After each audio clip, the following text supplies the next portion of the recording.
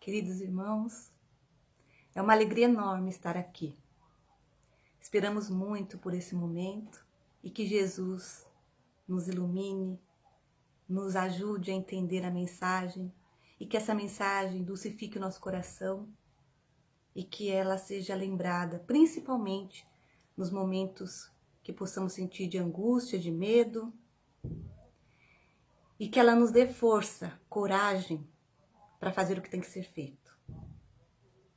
Então, André Luiz, aquele André Luiz do livro Nosso Lar, que muitos já conhecem, já assistiram o filme. Agora, nessa passagem, ele vai se encontrar com alguns irmãos numa casa muito simples, depois de um dia de intensivo trabalho, para refazimento, porque os espíritos também precisam de um certo repouso, quando ainda tem o corpo muito denso, quando ainda necessitam desse repouso para refazimento das energias, por ainda não ser espíritos de alta hierarquia e purificados como Jesus. Então, mesmo fora do corpo, a necessidade desse descanso se faz necessária. E foi assim que eles buscaram uma casa muito simples, mas que de longe já se via aquele brilho. E André Luiz perguntou, mas como? Se nesse lugar tão esquisito, tão escuro, com uma vizinhança que havia, no mínimo, 3 acompanhantes para cada cidadão, um lugar escuro que chamou a atenção de André Luiz. Mas o brilho daquela casa era intenso. E ao adentrar aquela casa, foram já recebidos por um irmão desencarnado que se chamava Isidro. Esse irmão estava ali porque ele morava ali, já morou ali, quando estava encarnado, com a dona Isabel. Foram casados, agora ela estava com 40 anos, e havia 3 anos que ele havia desencarnado, mas, por merecimento, ele pôde acompanhar ainda aquela família que tinha um propósito. Aquela casa não era uma casa normal. Eles aceitavam ser pouso de espíritos como André Luiz estava sendo naquele momento, de aprendiz e de auxiliar. Então, quando André Luiz adentrou, ele já notou a diferença. Além da luz que ele já havia visto muito antes dali estar, pela luminosidade que ela irradiava, ele reparou que havia muitos espíritos desencarnados, numa boa sintonia, palestrando, sorrindo, falando de assuntos de grandeza, de beleza. E ele observa que, apesar da casa ser muito simples, ali havia uma sensação muito agradável de respeito, de compaixão. Ele observa que a dona Isabel estava tricotando uma malha. E da fronte, do tórax, das mãos dela, saiu tanta luz, que ele perguntou: como? De onde vem essa luz? Por que essa luz? Quem é essa mulher? E o questionamento dele foi interessante, porque logo pelo pensamento, o nosso irmão Aniceto captou a mensagem. E o que ele fez? Respondeu a André Luiz que a dona Isabel era uma servidora de Jesus. Ela utilizava desse magnetismo que ela tinha e da evidência que, apesar de ser grande, era permitido apenas 20% dela para que não atrapalhasse a reencarnação da dona Isabel, mas que era útil para ela perceber os irmãos que se aproximavam e necessitavam de ajuda. Então ela era uma servidora do bem e ajudava nesse sentido a fazer o socorro, dar instrução, iluminação a todos aqueles que circundavam a sua vida, como naquele momento.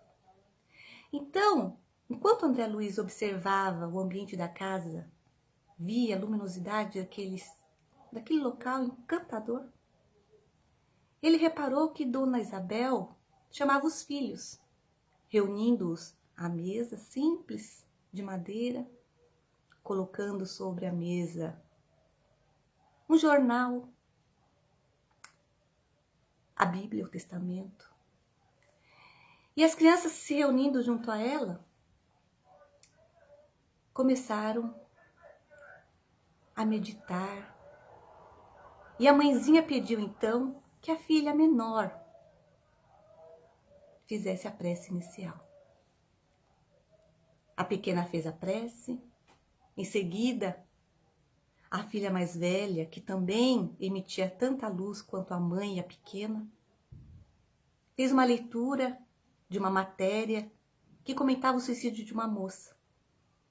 Depois disso, Isidro, que acompanhava a esposa, ela percebendo, lógico, pela sensibilidade, intuiu-a, junto com o irmão Fábio, que era um espírito também de alta hierarquia que estava ali presente, a abrirem, não por acaso, como a gente imagina, mas indicando qual era a leitura que eles deveriam fazer, que era o capítulo 13 da passagem de Mateus. Então, lendo, eles passaram a comentar essa passagem. E comentando essa passagem, aqueles que lá estavam ouviram-na, refletiram, tiraram um grande ensinamento e fizeram um paralelo com a notícia que a filha havia lido, que falava sobre o suicídio. A mãezinha, sem perceber nitidamente, era intuída a falar o que o nosso irmão Fábio, esse irmão maravilhoso, a transmitia. Ele colocou a destra na testa dela. Ia telepaticamente passando as informações para que ela proferisse, iluminasse o ambiente, esclarecesse e ensinasse a todos que estavam ali.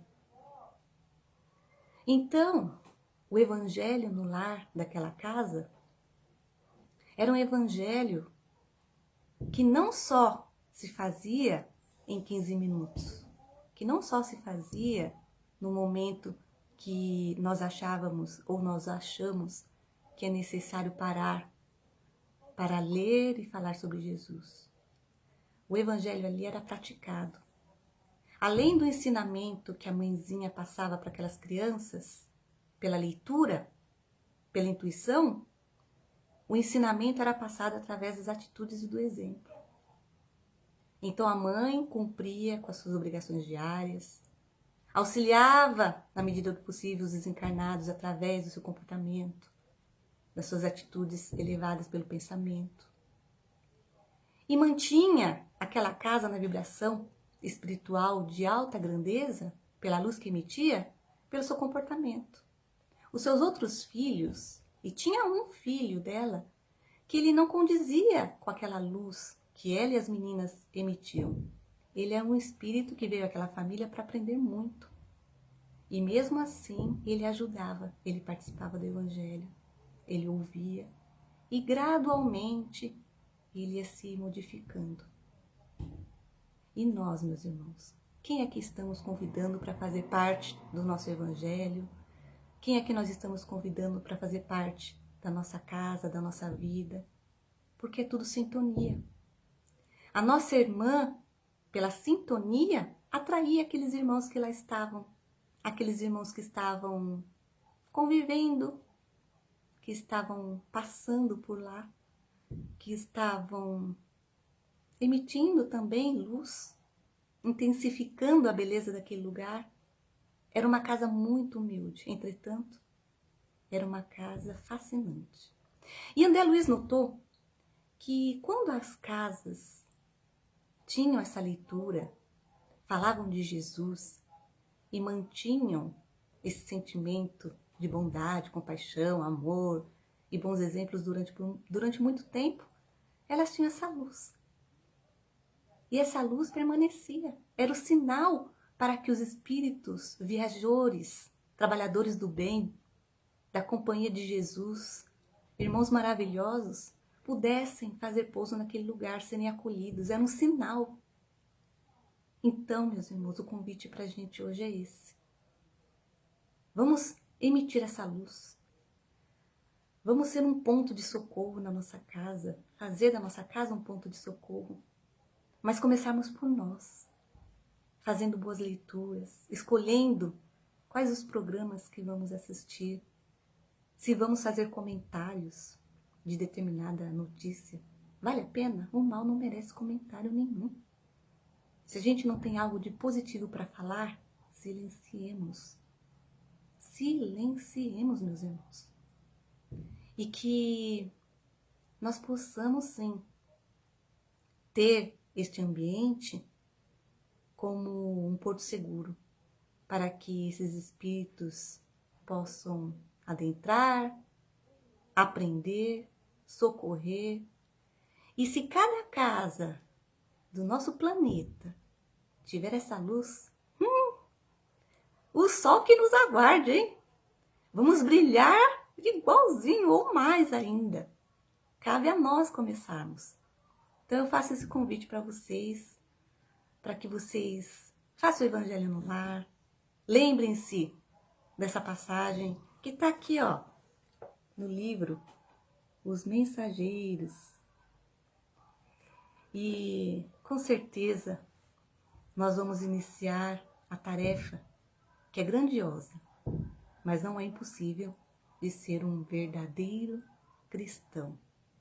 Muito obrigada, meus irmãos, e que possamos estar juntos no próximo encontro feliz, agradecidos pela oportunidade, e cuidemos-nos para que possamos estar nos abraçando presencialmente o mais breve possível. Muita paz a todos, graças a Deus.